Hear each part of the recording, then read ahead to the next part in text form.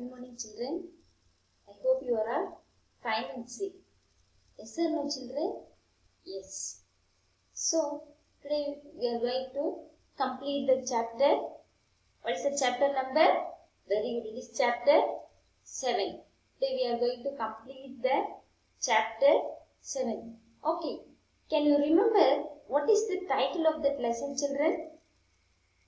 Very good. It is Weather, Climate and Adaptation of Animals to Climate. What is it? Weather, Climate and Adaptations of Animals to Climate. Right, children? Today we are going to straight away enter into our class. Right? So these are all the content, right? So in the previous session we have completed introduction, weather, climate. Today we are going to see about adaptation. What is it? Adaptation. So we have started this topic in the previous class. Today we are going to complete this and we are going to have a recap of the whole lesson. Okay, children? First, today we are not going to have any recap in the beginning, but at the last we will be having a recap. Okay, children? So in the last class we had seen about two regions. What is the two regions, children? Two zones. Yes, polar zones and then tropical rainforest. Polar zone, tropical rainforest, and you will also see what are all the animals which live in the polar zones. Yes, they are polar bear, penguin. Yes, we had seen about the polar bear in the last class. Today we are going to continue that. Clear, children? Are you ready with your note? Hints note? Okay, note down the important points which I tell you. Okay? Adaptations of polar bear. As I said you in the last class, they have a white fur on the body. So it is not easily visible.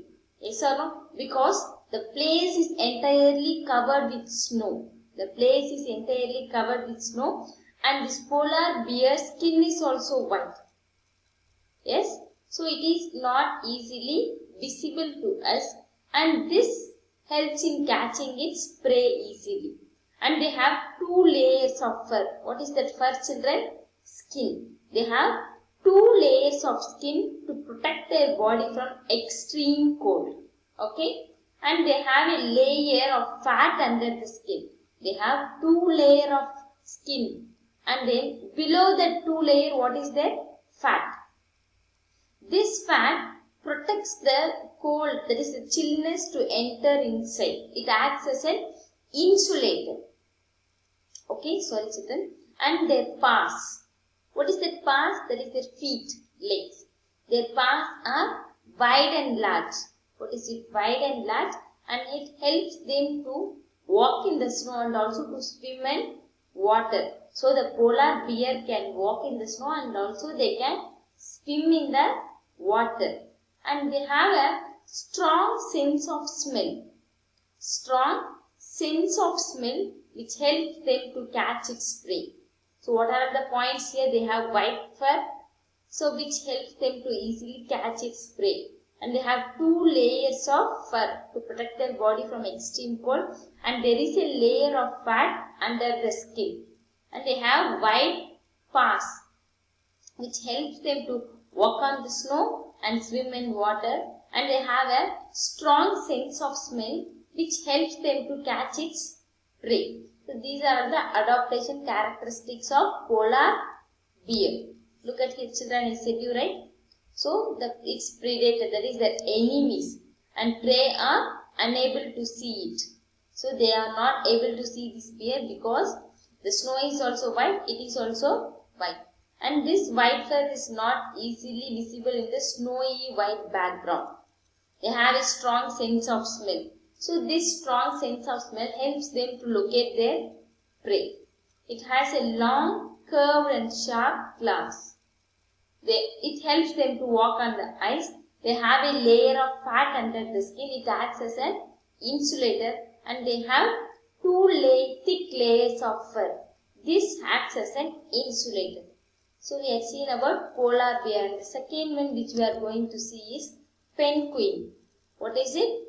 Penguin. Penguins are aquatic. What is that aquatic? Very good. They live under water. Flightless. They are not able to fly. But they are birds. Living almost exclusively in the southern hemisphere, especially in Antarctica.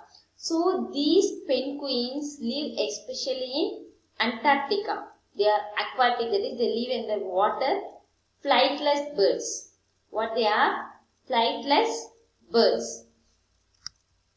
Adaptation of penguin. How does these penguins adapt to the extreme cold condition? So they have white colored body. So they are not easily visible in the snow. So the same as the polar bear, these penguins too have a white colored body, and so they are not easily visible in the snow. They have thick skin and lot of fat. They have a thick skin and lot of fat under the skin to protect them from cold. They huddle together to keep them warm. What is that huddle, children? They huddle together. So they are always joined with the others. So they are always joined in pair with the others. So to keep them warm.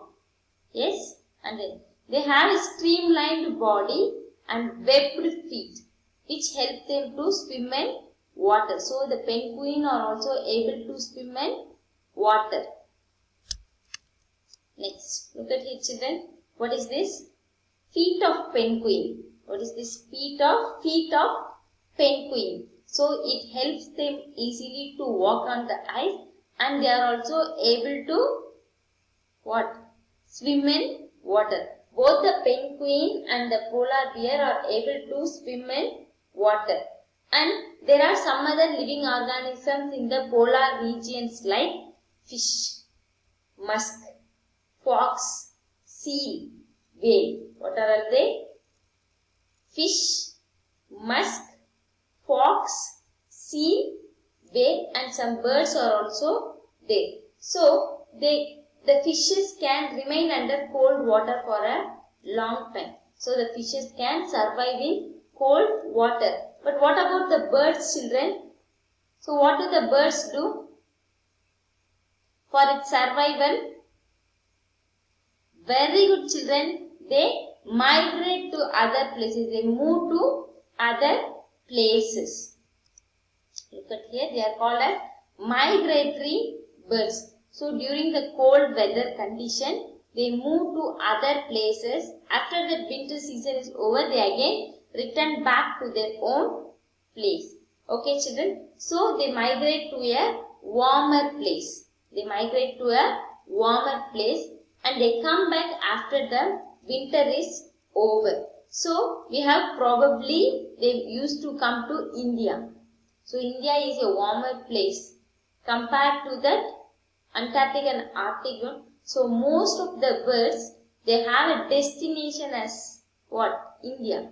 So we have bird sanctuaries, right, children? Vedantangal, yes or no? And Bharatpur in Rajasthan and Sultanpur in Haryana. So these points are there in your book. Just underline it. Underline these key points, children, which I am telling you. So we have more bird sanctuary. So these birds come for the seasons and live there. After the winter season is over, they move back to their own places. And one more thing, children, birds can fly up to 15,000 kilometers. How many kilometers? They come out of their place for 15,000 kilometers to escape from the cold weather. So have you imagined how these birds find their path?